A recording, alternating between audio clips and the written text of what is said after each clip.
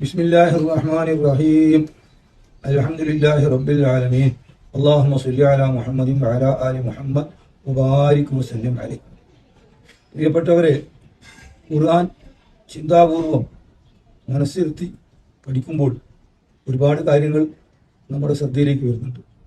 അതിലൊന്ന്, ഖുർആൻ നമുക്ക് നൽകുന്ന പാഠം ക്വാണ്ടിറ്റിയേക്കാൾ ക്വാളിറ്റിക്കാണ് പ്രാധാന്യം എന്നതാണ്.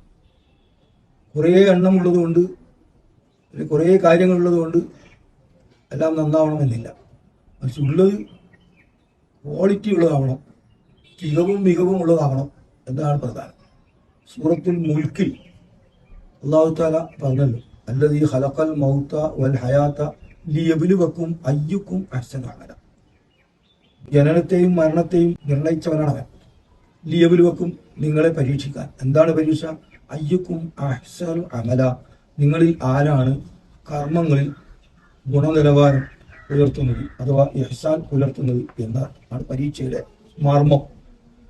ഈ ഇഹ്സാൻ തന്നെയാണ് സൂറത്തുൽ കഹ്ഫിലും അല്ലാഹു തആല മറ്റൊരു വിധത്തിൽ പറയുന്നത്. ഇന്നാ ജഅൽനാ മാ അലൽ അർളി സീനത്തൻ ലഹാ ലിനബ്ലുവഹും അയ്യുഹും അഹ്സനു അമല. അറബി ഭാഷയിൽ ഒരു തകരാറും വരാതെ വേണമെങ്കിൽ അയ്യുക്കും അക്സറു അമല, അയ്യുഹും അക്സറു അമല എന്നൊക്കെ പറയാം. വാചകത്തിനൊന്നും ഘടകപരമായ പ്രശ്നങ്ങളൊന്നും വരില്ല. പക്ഷെ അല്ലാഹു തആല അയ്യുക്കും അഹ്സനു അമല എന്നാണ് പറഞ്ഞത്. ഇത് നമ്മുടെ ശ്രദ്ധയിലുണ്ടാവണം. ഗുണമേന്മ ഉണ്ടെങ്കിലേ കാര്യമുള്ളൂ. കുറേ ഉണ്ട് എന്നതുകൊണ്ട്, എണ്ണപ്പെരുപ്പമുണ്ട് എന്നതുകൊണ്ട് വലിയ പ്രയോജനമൊന്നും ഉണ്ടാവുകയില്ല. സത്യത്തിൽ ബദർ നടന്ന മാസമാണ് റമദാൻ.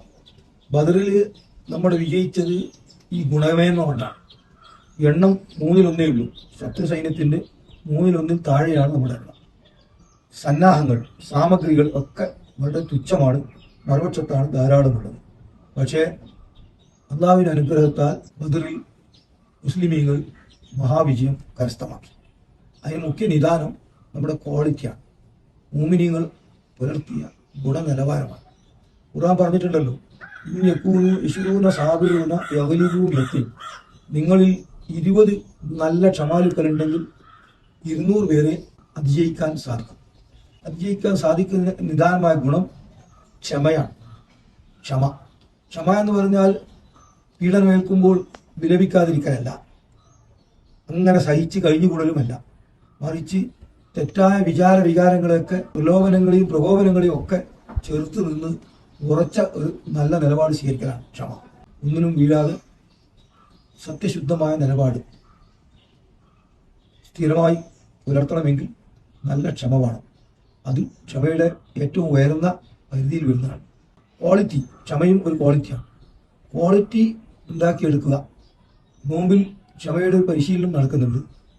അത് മാത്രം പോരാ, ക്ഷമ എന്നത് അതിൻ്റെ വിപുലമായ അർത്ഥത്തിൽ നമ്മുടെ ജീവിതത്തിൽ ഉണ്ടാകാനുള്ള ശ്രദ്ധയും ശ്രമവും വേണം. ഖുർആൻ പറഞ്ഞല്ലോ, മിൻ ഫിഅത്തിൻ ഖലീലത്തിൻ ഗലബത് ഫിഅത്തൻ കസീറത്തൻ ബിഇദ്നില്ലാ വല്ലാഹു മഅസ് സാബിരീൻ. എത്ര ചെറു സംഘങ്ങളാണ് വലിയ സംഘങ്ങളെ തോൽപ്പിച്ചത്. അള്ളാഹുവിൻ്റെ സഹായത്തോടുകൂടി, അള്ളാഹുവിൻ്റെ അനുമതിയാൽ. എന്നിട്ട് അവസാനിപ്പിക്കുന്നു, വല്ലാഹു മഅസ് സാബിരീൻ. തീർച്ചയായും അള്ളാഹു തആല ക്ഷമാലുക്കളോടൊപ്പമാണ്. അപ്പോൾ ക്ഷമ ഉൾപ്പെടെ ഉള്ള ക്വാളിറ്റികളാണ് നമ്മുടെ വിജയത്തെ നിർണ്ണയിക്കുന്നത്. ബദറിൽ നമ്മൾ വിജയിച്ചത് ക്വാളിറ്റിയുടെ വിജയമാണ്. ഒരിക്കലും എണ്ണപ്പെരുപ്പത്തിൽ അഹങ്കരിച്ചുകൊണ്ട് ഒരു കാര്യവുമില്ല. ക്വാളിറ്റി ഇല്ലാതെ ഉള്ള ക്വാണ്ടിറ്റി, ക്വാളിറ്റി പരിഗണിക്കാതെയുള്ള ക്വാണ്ടിറ്റി ഒരു നിലയും വിലയും ഇല്ലാത്തതാണ്.